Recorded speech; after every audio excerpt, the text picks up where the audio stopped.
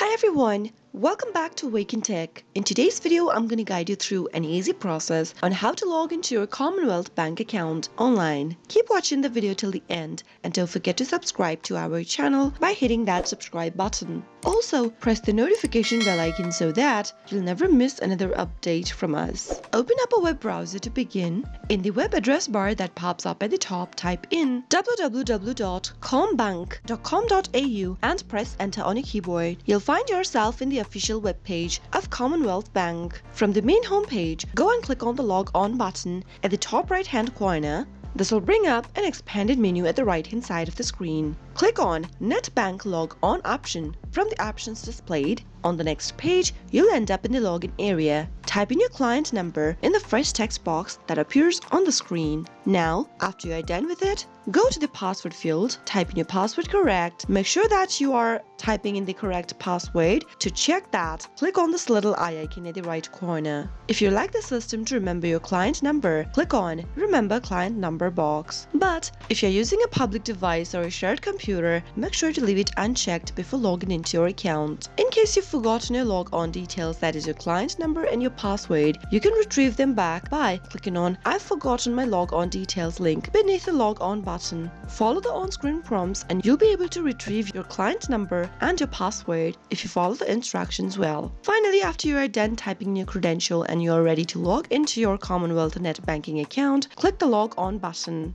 That is how you should be able to get access to your Commonwealth online banking account right from your computer. I hope the tutorial was helpful. If it was, go ahead and give us a thumbs up.